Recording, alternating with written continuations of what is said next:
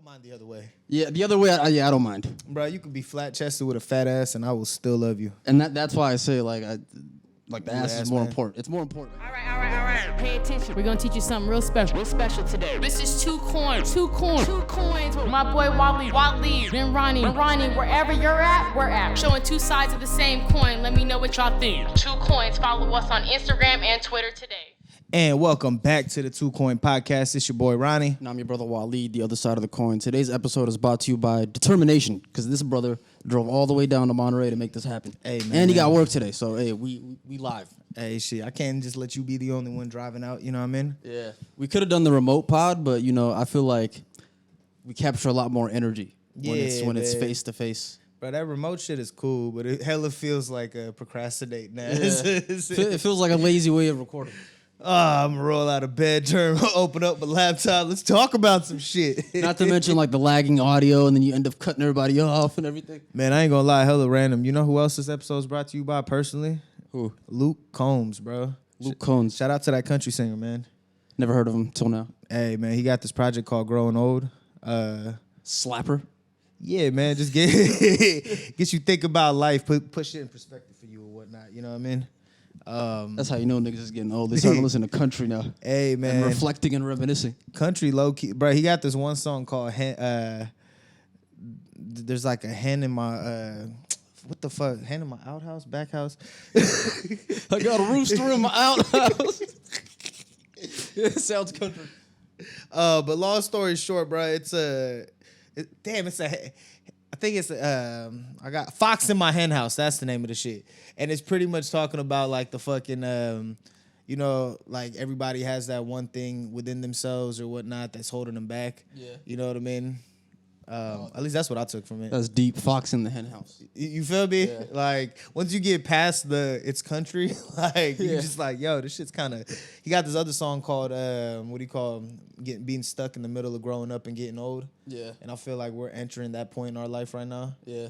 I was talking to Don about this shit earlier. I'm like, bro, there are times I still feel like a kid. I'm like, you feel like a kid? He's like, I'm a grown ass man. It's like sucks to feel like a kid. I'm like, well, good conversation. Yeah. Thanks for understanding, buddy.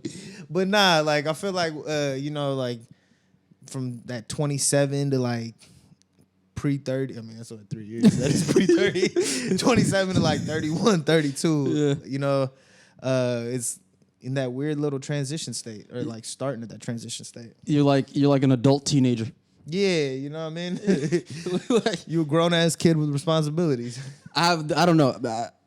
I don't know for sure if I'm right or wrong, but I feel like that feeling just persists until basically for the rest of your life, I think. Until you're really elderly is when you'll stop feeling like that. But you're always going to have that kid in you, especially if you nurture that kid that you have or that we all have within us. If you nurture, you're always going to feel damn, I ain't really changed since I was 8.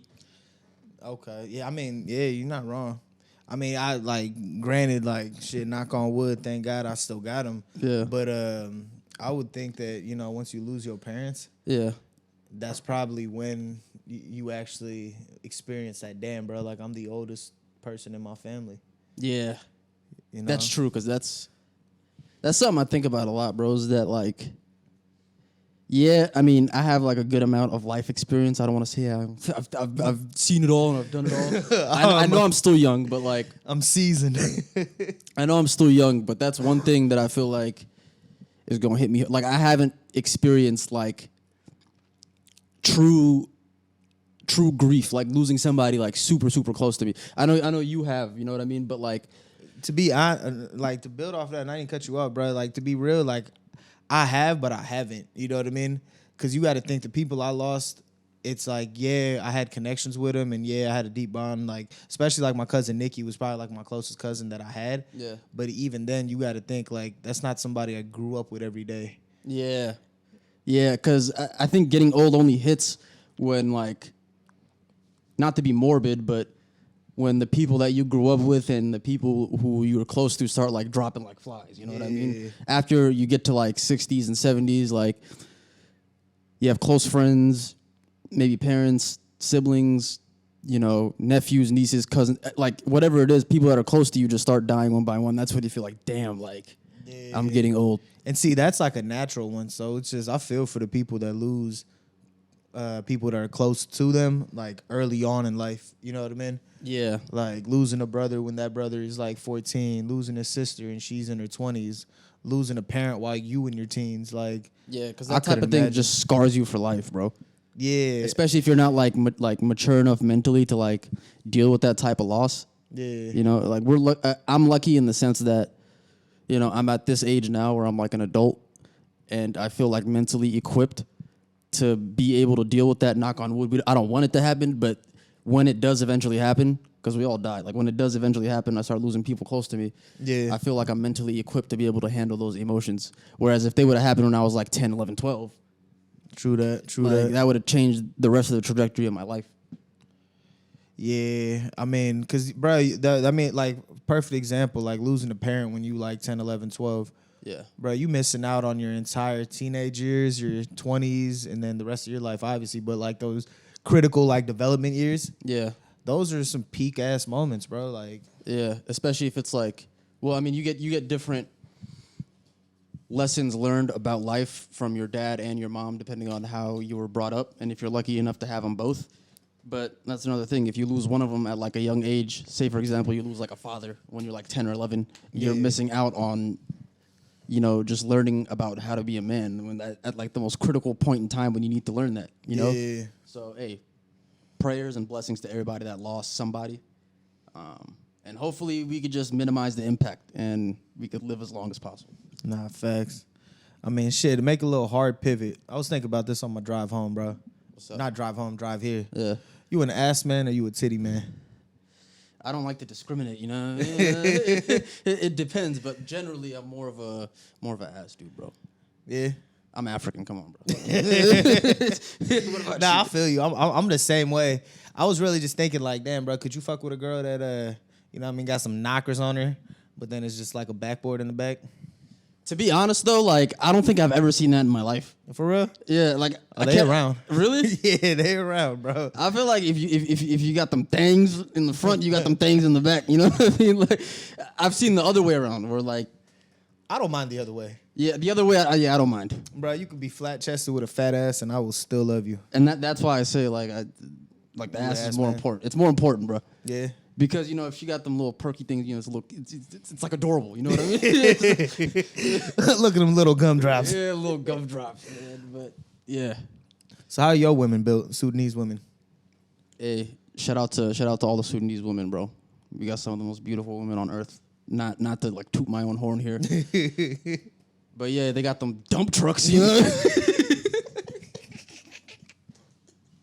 Hey man, shit! If y'all looking for a dump truck, Sudan, baby. Just East Africa in general, that whole region, bro. Like, I ain't gonna lie, like y'all got some thick ass women out there, bro.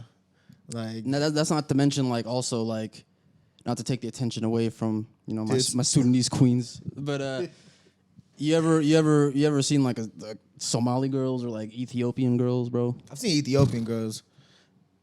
Unreal. Talk about a 5-head. Come on. Nah, but the 5-head. But y'all beautiful though. I ain't even gonna lie. I've never seen like a bad Ethiopian chick that doesn't have a 5-head. I feel like the 5-head it's almost like guaranteed to come with it. Yeah, it's part of the package. Yeah. So we can let you know what's slide. crazy? Big foreheads don't really fuck with me. Yeah, I just call it out because I know it fucks with, like, you know what I mean? Yeah, just like a little tease. You know? You feel me? I think it's cute, you know? Sometimes you need a canvas to write some notes down. Sometimes I need a phone stand to watch the game. Man. But nah. Yeah, man. East Africans. Shit. East Africans. Get you one. Shit, you know what I mean? I ain't gonna lie. Probably one of the beautiful mixes that I've ever seen was it was like a mixes you talking about like it's a breed of dog. Nah, like the most beautiful mixed female that I seen was an East African Indian chick.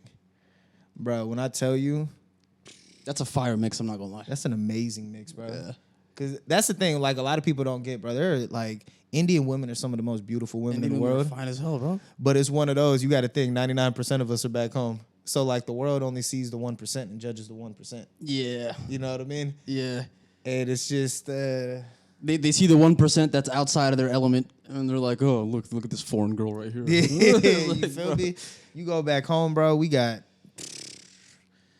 it's a whole yeah, man. Would you want to settle down with a woman of your kind? That sounds weird, but okay. Would you want to settle Do down? I want to keep it in the race? Like when you eventually Hey man, you know Luke Combs, man. He done told me. stay with your own kind, boy. That's what he taught me. Oh my God! But When you have kids and whatnot, like, is it important to you to like settle down with somebody who shares like a similar background so you can kind of pass down the customs and traditions that you grew up with onto your kids, or no? you know it's crazy, bro. Like at first, I didn't really think about shit like that. You know what I mean? But as I'm getting older, I wouldn't mind it. You know what I mean? Like I see the benefits in it. I for sure see the benefits in it. Cause one, just food alone, right? Like I want my kids to experience what I had. They probably never will. Because even if I find me a fucking Indian wife, she's not gonna be as good of a cook as my mom. Like, so my kids fucked in that department. Like, but The bar was set too high. way too high. You know what I mean? But even outside of that, there's just like a lot of. It's so weird because there's a lot of traditions like from my mom's culture that I want my kid to experience, but that comes with me marrying a girl from Kerala. You know what I mean? But like the same way, there's a lot of customs in my dad's culture that we never really did or I don't really know about that he probably experienced when he was a kid. Yeah. But you know, my mom's the more socially dominant person. I would say she's the one with the big personality. My dad's just like super laid back. That's usually how it goes. You know what I mean? And then also my mom is like in a big ass family, so it's like a lot of this stuff has just been around her family. Yeah. You know what I mean? Then other reasons too, but we ain't gonna get into that. That's crazy. I didn't even take that into consideration because like from India, right? Like the different states have like different culture. What state is your dad from again? So my dad's from he's from this city called Mangalore. Okay. It's in the state of Karnataka, I believe, which is also South Indian. But it's like in a different different region from like Yeah. Kerala. Kerala's Yeah. more south. Kerala is one of the southernmost states. Okay. It's on the left tip. It's like on the same, like if you leave Kerala and then go north, never eat soggy waffles, go northwest. Yeah, I do that. It's like the left or right shit, right? Yeah. But if you go northwest, you'd hit East Africa. Oh, okay. It's on that side of the India border, like Bombay and all that. And then Tamil Nadu and Sri Lanka. Well, actually, Sri Lanka's like kind of on the south, but yeah. But they're like their languages are different, and then their customs and culture. My mom speaks Malayalam. My dad's family speaks Konkani. Oh, okay. Damn, because that's strange then. So let me ask you this. So if, gun to your head, they're like, you got to marry an Indian girl. Would you marry one from your dad's state or your mom's state? Like which custom or culture is not more important to you, not to diminish the other, but like. I don't know much about my dad's culture like that. So you know what I mean? Answer, yeah. But I ain't gonna lie, bro. I fuck around and marry a Punjabi girl. Hey, they got some bad ones. They bad and they know how to party, bro. Like, I ain't even gonna lie. Cause like, I come from a super religious state. Yeah. You know what I mean? Like, it's like, yeah, we got, I mean, I'm pretty sure the predominant religion might be Hinduism. In Kerala? Yeah, and then it's Islam. But also Kerala is one of the most populated in Catholics. Yeah. It's like one of the most known Catholic states. Again, this is all bro science. Like, you feel me? Like, if it was up to me, I would say that all of Kerala is Catholic because all my family's Catholic. Yeah. But then, you know, we might just be the speck on this giant ass fucking shit. But yeah, bro. I mean, I don't know, man. Like that. So that's the thing. Like, marrying an Indian girl comes like it's like asking you, would you marry a Sudanese girl? Or would you marry an African girl? You say African, it's like you got options. Yeah, that's true. You know what I mean? For me, like to answer that question, I'd probably go the opposite. Not the opposite of what you said. Like you said you wouldn't mind it, right? Yeah. For me, that would be like my preference. Yeah. Is to settle down with somebody who shares my background, language, culture, religion, all that. Yeah. Has it always been like that or more recently with everything? I think it's probably always been like that. And it might have to do with the way I was raised. You know what I mean? Because growing up is all about family. That's why I went back to Sudan so much, just so I could, I guess, so my parents could immerse me in our culture and so I can learn the importance of it and tie it back to who I am. So once I became an adult, I'm like, when I have kids, do I want my kids to be even more Americanized than I am, or do I want to retain some of the culture? And now, here's the question, though. Are you going to marry a girl from out there or a Sudanese American? I would prefer a Sudanese American, just because we have more in common. Like, a girl from out there in Sudan, right, would not share as much in common. Like, first of all, like, there wouldn't be a language barrier because I can speak Arabic. Yeah. But obviously, I'm more fluent in English, and I can communicate and express my thoughts better in the English language. So if I'm getting into like deep conversations with a girl about like, you know, marriage and family, yada yada yada, I'd prefer to do that in English. Instead of hand signals and nods. Exactly, like that's a small thing, but yeah, like a girl that is Sudanese American would have a very similar upbringing to me. Yeah. So off the bat, we connect that way, right? And off the rip, like we'd want the same things out of a future together. Okay. If I were to find this imaginary girl, but it's not like an because she's out there. The thing, I'm crying. He said, "No, just wait it out, buddy. Shit, the right one is coming." But nah. What was I gonna say?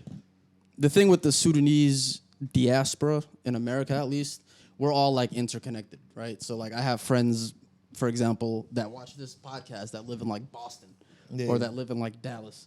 So if I'm ever out in those cities or whatever, I can connect with them and I can meet new people that way, et cetera, et cetera. So for me, that's my preference, and that's kind of why, like, you know me personally, like I've never really been one like too big on like dating and like putting myself out there and like dating different people, because at the end of the day, I don't feel the need to waste anybody's time if I don't see like a future with you. Like I don't like stringing people along emotionally, you know what I mean? For real? You don't like playing games? Those shits are fun. Breaking hearts, running it back. That shit toxic. Trust me, it sounds fun. It sounds fun. He's like, I'm gonna let you run the reps for me, buddy. Yeah. I'll listen to all the wild tales. But yeah, that might be my preference. It might be, you know, too hopeful or too optimistic. But hey, man, we here. Now, what's a hard line in the sand? Religion or race? That's a good question, because that's not something I even thought about until like a hard line. The last year.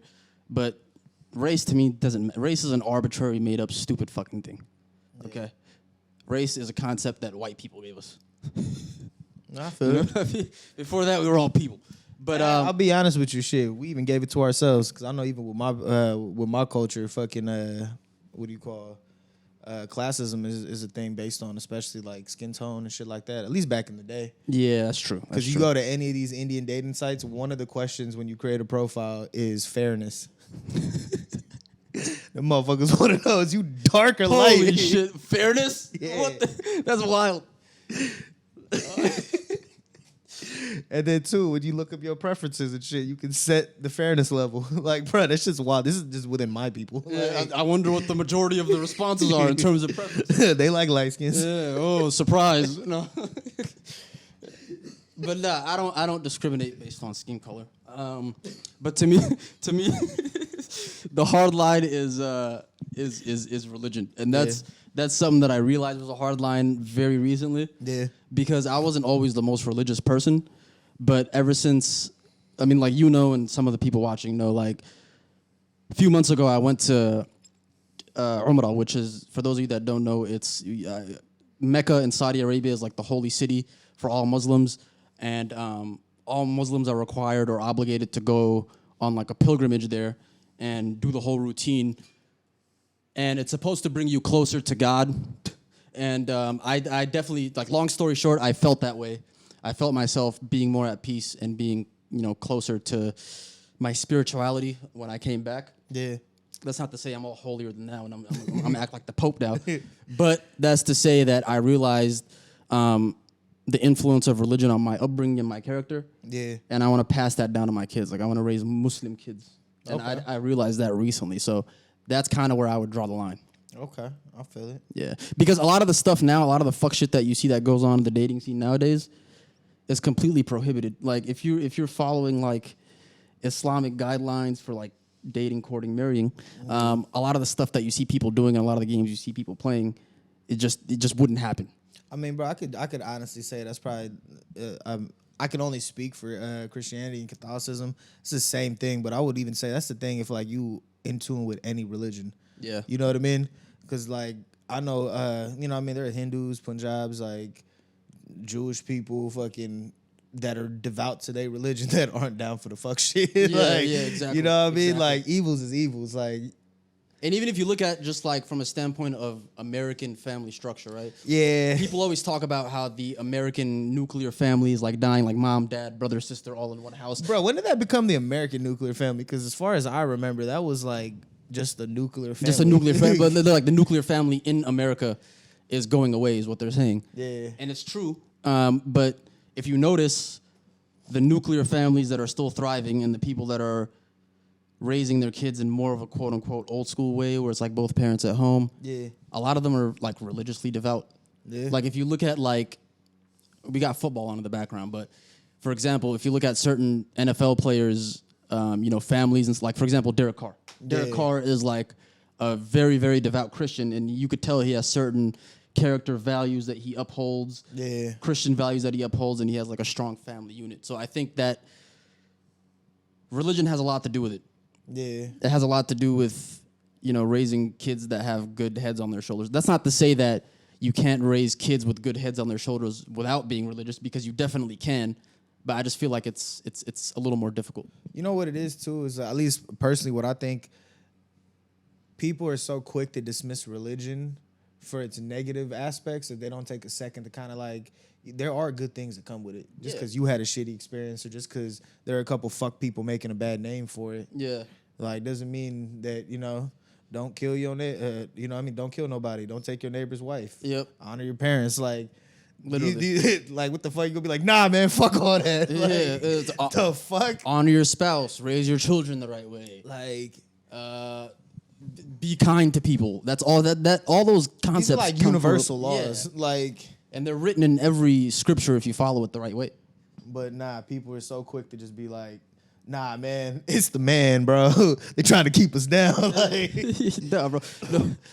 Let's go cop a half ounce of blow and just do this, man. That's the way we supposed to move. Like, the fuck? Yeah, man. It just keeps things in perspective, I think. But speaking of keeping things in perspective, pivoting again, a topic that I wanted to discuss with you is... Bro, some of these names are crazy. Aaron Stinney, Robert Hainsey, Cody Mauch. But you wanted to what? I was going to ask you, what is one thing that you grew up learning or you grew up doing that you had to unlearn once you became an adult for your own benefit, if that makes sense? Like, what's a habit you had to unlearn to move forward? Shit, bro. I think this probably stems from me being an only child, but just realizing the world don't revolve around me. That's a big one. You know what I mean? That's a big one. Like, my answer wasn't that, but yeah, definitely. Like, and I can see it. I mean, shit, as people around me, let them tell. They're like, man, you still be thinking shit all around you. But, like, I'm way more, like, conscious about it. I catch myself in moments. Like, a perfect example is, like, when I, like, just when I be, like, just tripping on little shit, or I'll do something and I'll think, like, everybody's watching me, or, you know what I mean? Yeah. And then you come back around and be like, nobody even remembered it because everybody got their own lives going on. Yeah, you know what I mean? Everybody's too busy worried about themselves to even think about worrying about you. You feel me? I mean, bro, I was I was on shrooms the other day, right? Yeah. I was just tripping or whatnot. Shit was cool, and then it just thought popped up in my head. I was like, damn, bro, what if the cartel looking for me? And I started freaking out and fucking I was like, yo, Dad, bro, do I got a hit out on me? He's like, Ronnie, your only child showing again, bro. Like, you were not that important. Your only child is showing again. Just like little shit. And I find myself, even when I'm like talking to people or I'll have a conversation, I'm quick to cut people off because I'm trying to get my point across. Yeah, yeah. And I realize that just stems from me thinking, you know what I mean? Yeah, that's a big one, bro. I didn't even think about that. Because, too, like, it does... Once you realize that fact is that you're not the center of the universe, yeah, people realize that at different ages. But, like, I'm with you. I didn't realize that until, like, probably after I hit 25, right? But once you realize that, your interpersonal relationships become better. Yeah. Because even if you're sitting down talking with a friend or talking with, like, a parent or sibling, the entire conversation doesn't just revolve around what's going on in your life. Yeah. And let me tell you what I'm doing. Let me tell you this, that. Can you help me? And then the minute you're done talking, you walk away. Exactly. Now you're taking an actual genuine interest in what people have going on in their life, right? And you can have it's relationships are all about give and take. So if I'm asking you, oh hey man, how's your day going? Just that simple question is appreciated by everybody if you sit down and talk to them. But if you have it in your head that, the whole world revolves around me, you're not going to even think to ask anybody that. Or even then, asking that question, but while the person's answering, you're thinking about how you want to answer that question. And now you didn't hear anything they said. You feel me? Yeah. What about you, though? I think, it's funny I asked this question, but I didn't think about my answer.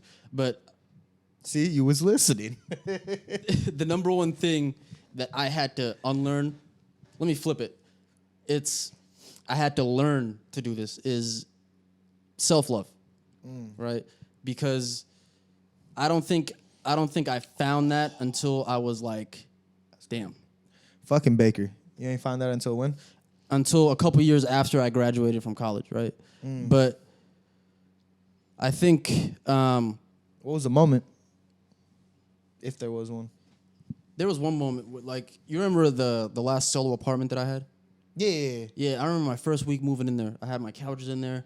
I had all my shit hung up on the wall. And then I'm just it was like a Thursday night. I was chilling on my couch, laying down. And I started thinking to myself, I'm like, I'm only 25 years old, bro. I got my own place. I got a degree hanging up on the wall. I got a good job.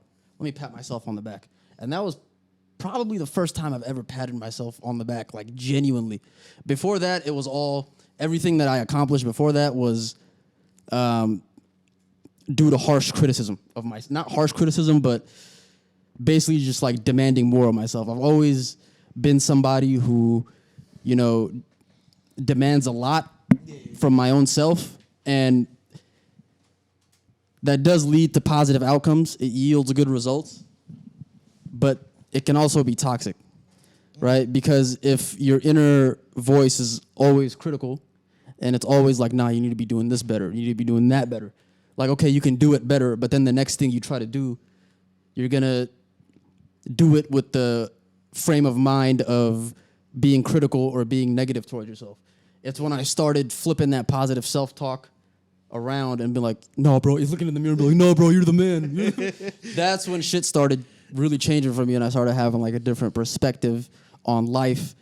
And that's when I started, drawing boundaries with people and knowing what I want and knowing myself better, because I had a skewed perception of who I was. And that was probably because, I'm the oldest of 3 kids, first generation. My parents came here from out of the country, so they had to make sure that I didn't go down the wrong path, right? And so a lot of it had to do with tough love. Yeah. And so that the voice that came from my parents that was probably a little bit critical, and that's probably not I don't want to blame them for it, but it's probably something that they didn't even realize because they're figuring it out on the fly. But that critical voice from them turned into a critical voice in you, inner voice in myself, and I had to realize that and change it. So that's probably one thing I had to learn was how to properly be kind to myself. Nah, that's real. That's real, bro. Shit. At least we in an era where self-love, at least for guys, is it's appreciated. You know what I mean? I couldn't imagine growing up where, you know what I mean, you looking like a pansy taking care of yourself. Yeah. Go to work, keep your problems inside, man. Exactly, bro. Here, take a shot. You'll be all right. No, man, that ain't healthy. Yeah, man. So it's all about a self-esteem thing, bro. You can't do anything in life without self-esteem, right? So nah, that's true. That's how it is, bro. That is true, man. Yeah. Who you got winning? Lions or Bucks? We got the game on in the background. Shit, man. You know me, bro. I love an underdog, so I'm hoping for the Bucks. But the way Baker threw that first pick, that pick wasn't even on him, bro. It slipped through bro's hands. See, that's the one thing I hate too. I would hate to be a quarterback and imagine getting 4 or 5 picks in a game. Yeah. But they were all because it bounced off of the fucking receiver's hands. Yeah, bro. And then now the whole world's looking at you oh, you threw 4 picks. Yeah, if these fuckers just caught the shit. That was the Niner game last night, bro. Brock Purdy was out there putting up a stinker. Third quarter, he was throwing shit all over the place. He had McCaffrey wide open, threw it right over his head. And then when he finally threw a good ball to George Kittle.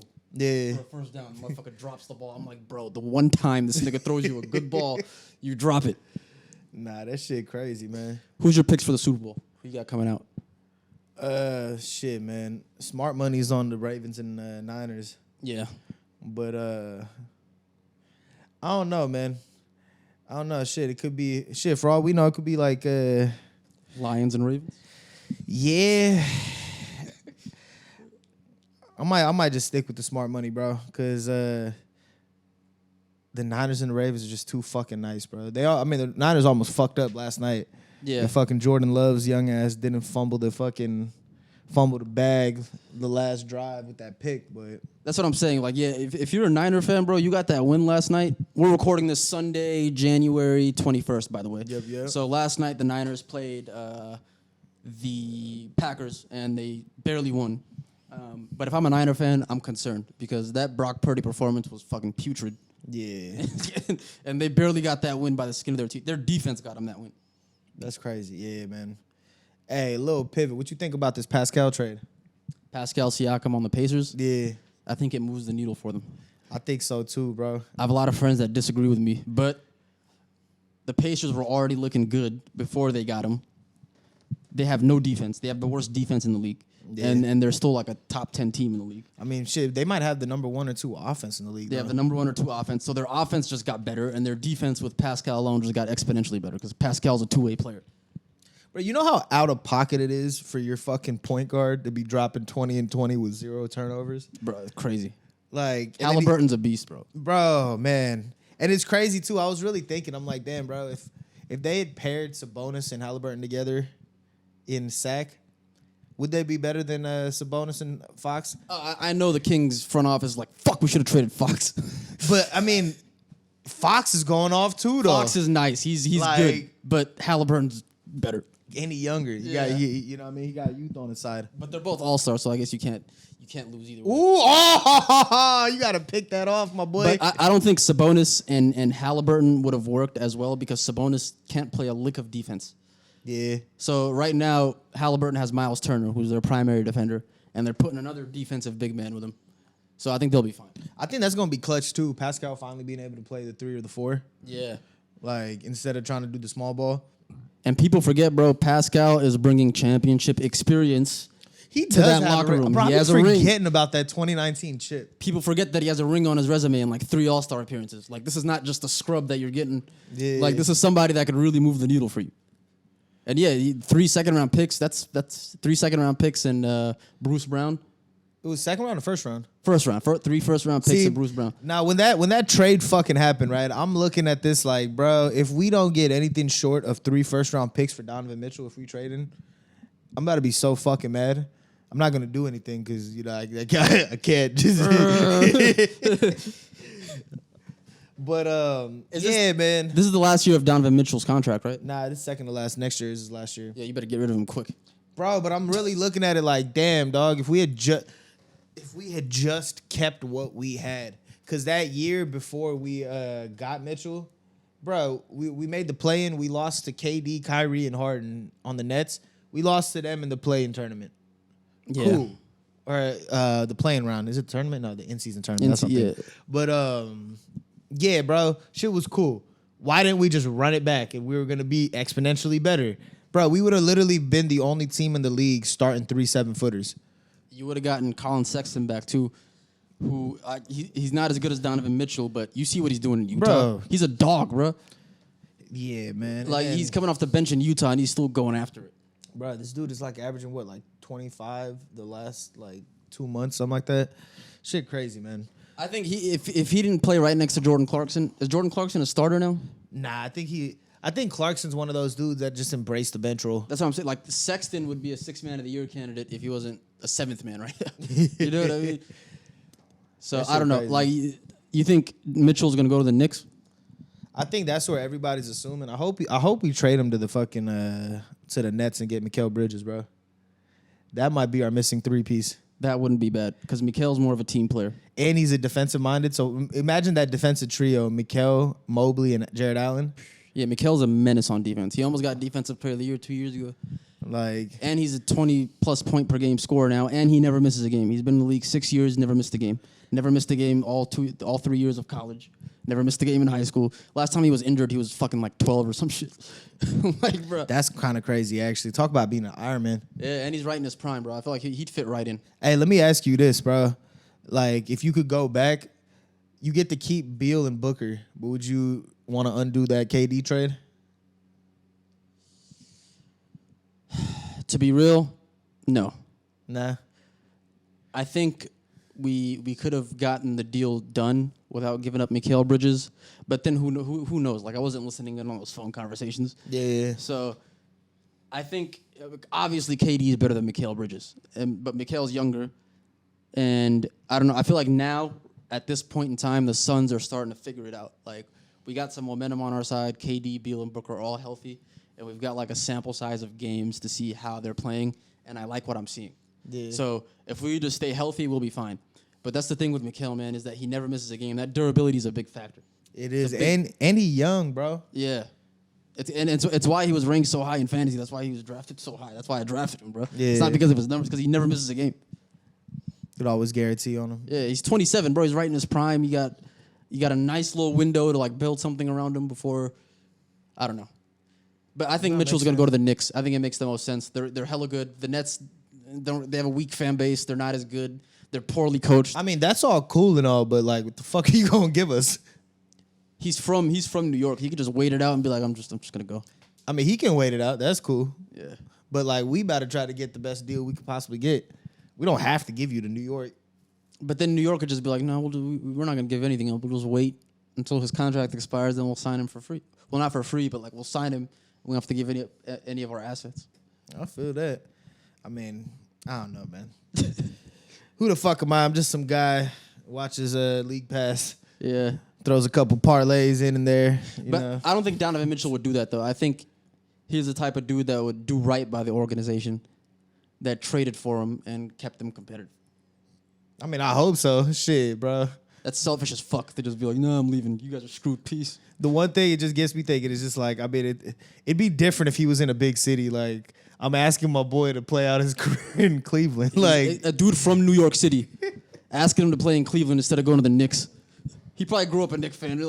You know, like, at least send him to I don't know.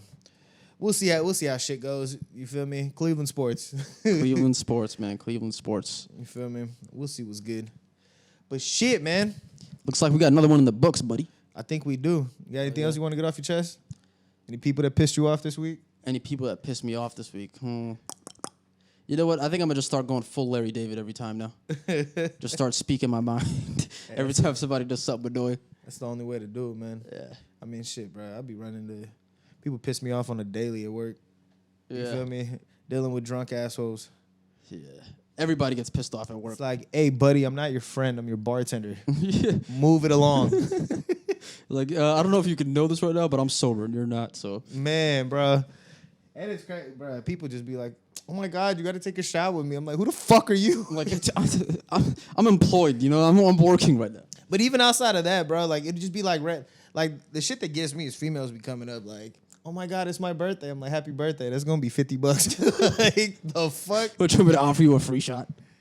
It's like, well, can you at least take a shot with me? I'm like, 1, I don't know you. 2, I don't know you. And 3, I don't know you. Give me my money and get the fuck out my way, bro. Like, hey, man, you could at least take a shot. That's a free shot right there. I mean... bro, it's all free shots. Like, I got a whole bar behind me, bro. At some point, you got to show some restraint.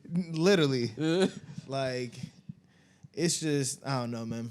That's the equivalent of, like, me waking up to a fucking... Like, I'll go online, log into work at, like, 9 a.m. A motherfucker will send me a meeting for 9:30. Decline, bitch. What the fuck you think this is? Like, I didn't even finish my coffee yet, motherfucker. Like, you're not going to give me... I need 24 hours notice if you want me to hop on a meeting. You want me to give a fuck about work? Yeah, like, please. God damn. What do you... Fuck wrong with you? Like, I'm here to not give a fuck and collect the check. Man. Shit, how your January been so far? I mean, I know it's only been like 3 weeks. January feel long as fuck. Man.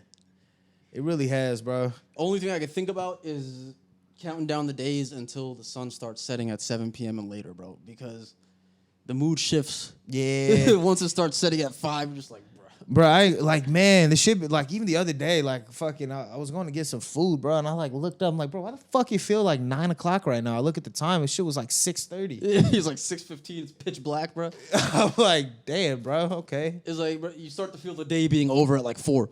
I'm like, yeah, take my ass to bed. Like, the fuck? Hey, the one thing I want to say, though, is shout out to all you fucks that packed the gym at the beginning of the year that aren't there anymore. Oh, man, like I clockwork. love y'all. It's like clockwork. Motherfuckers hit him with the, oh yeah, new year, new me, bitch. The fuck off that bench For 20 days, and then it's back to like, the same oh, old shit. you know, life, yeah. That fucking donut was calling you, you fat bitch. Nah, let me chill, bro. I'm just roasting this. I got an image of somebody in my head right now. Bro, that's why I will always be the one good thing that came out of COVID was money. The prevalence of home gyms. Like, I got a home gym in the garage, bro. And that Bro, shit, your home gym is low-key clutch. I ain't gonna lie. like, not having to be around people while you're working out. Are you serious? Like, what the fuck is gonna beat that? I'm isolated. I don't want to fucking be social in the gym. I don't know about everybody. Like, people use the gym to like meet people and shit. It's like, no, the gym is the trenches for me.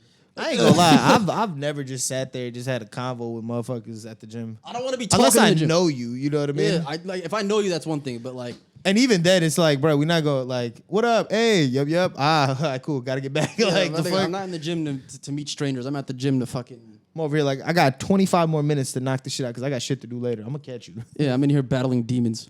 Hey, hit me up, big dog, even though you ain't got my, I'm in here battling demons. But, yeah, man. Another one of the books. Another, you know what I mean? Keep on rocking in the free Chase world. McLaughlin, bro, you better not miss this shit. Both missed field goals were blocked. Damn. Why he look like Dean Wade?